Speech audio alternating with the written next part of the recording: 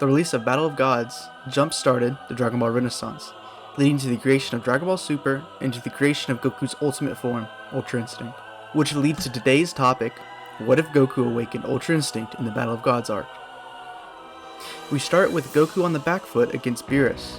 After losing his God form and using every ounce of energy he has to stop Beerus' rampage, he is left helpless against a destroyer. Beerus, feeling as if there is nothing left to gain from this fight, launches a sphere of destruction to rid himself of the Super Saiyan God. As in the original, Goku tries in vain to stop the attack before being enveloped.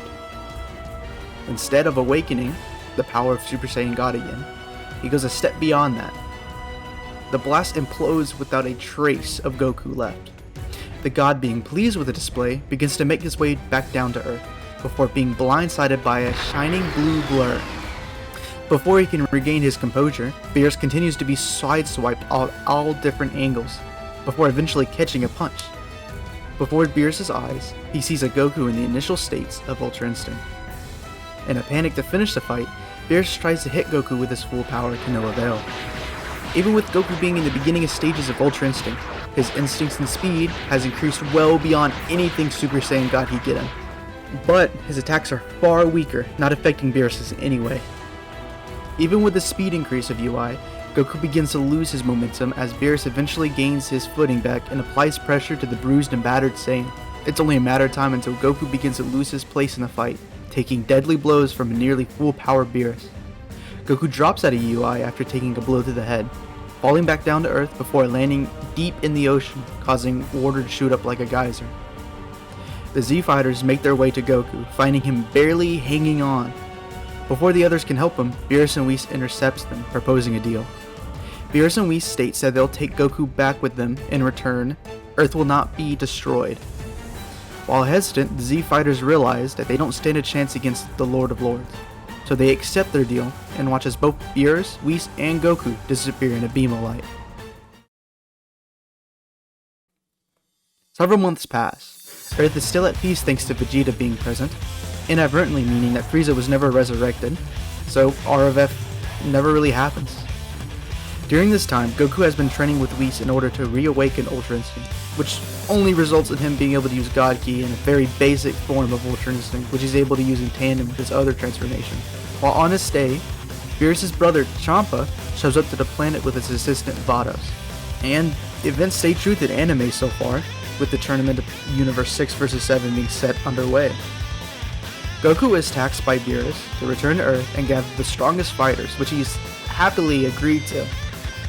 Goku arrives on Earth to the shock of everyone. After they exchange pleasantries, he explains the situation to the others. Everything from training to Beerus giving him the mission to gather fighters for the upcoming tournament. Vegeta agrees, eager to get to Goku's level. Piccolo agrees to fight for Earth. Gohan, while hesitant, eventually agrees due to Vegeta pressuring him. But the Z Fighters run into an issue. While Vegeta and the others continue their training while on Earth, none of them even comes close to Goku's current level of power. It seems that this plan may fall apart until Whis steps in, suggests the four of them could train with him for the remaining time they have. But even he knows it won't change much. But that's when Piccolo suggests a time chamber, and how Dende upgraded it, allowing them to spend more time in there.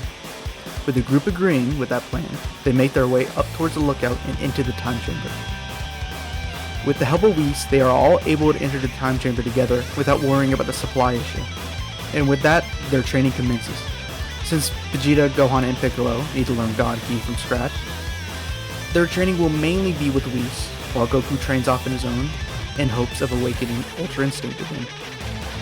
To say this changes a lot is a big understatement, with Piccolo and Gohan having godlike power, and Vegeta, while lacking behind Goku, is pretty much more in tune with his original, which means the original tournament may be very different from the original.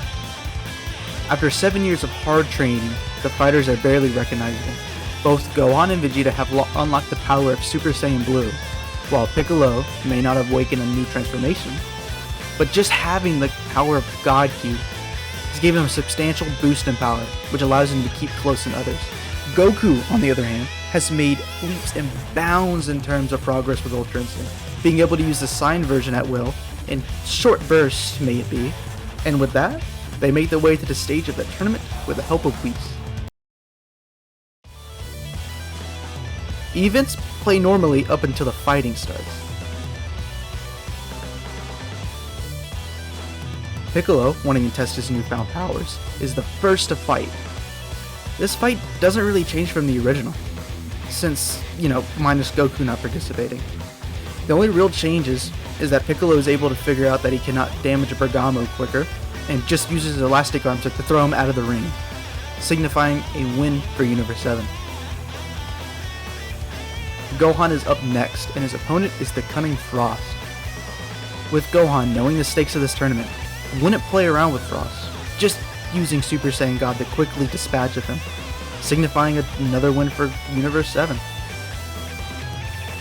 Goku finally makes his debut with his fight with the Saiyan from Universe 6, Cabba. This fight sort of plays out the same as it did with Vegeta. Goku and Cabba fight until Cabba asks about the red hair form Gohan took on during his fight with Frost, which leads to Goku telling him about Super Saiyans, and offers to teach him after the tournament is over.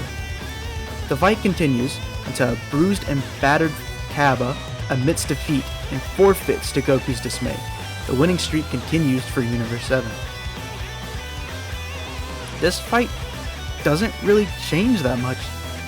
Since Vegeta was introduced to God Ki much later in the story, he may be slightly weaker, but that doesn't really change a whole lot, only meaning that he loses faster than he did in the original to hit.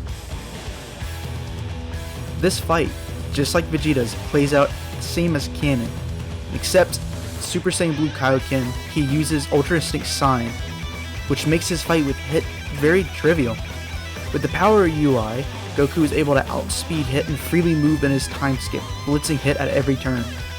Hit attempts to improve and push past his limits, but to no avail, easily being defeated by Goku, which brings to an end to the Tournament of Destroyers. Everything ended up the same, honestly.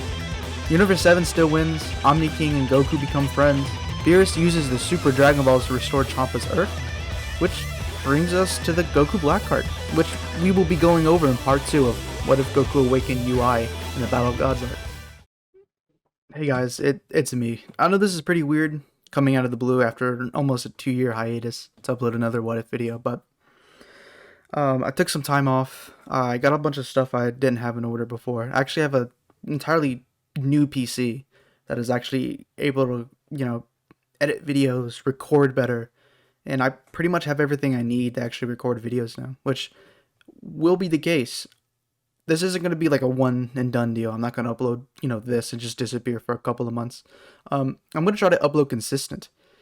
And we really want to put everything I have in this YouTube stuff.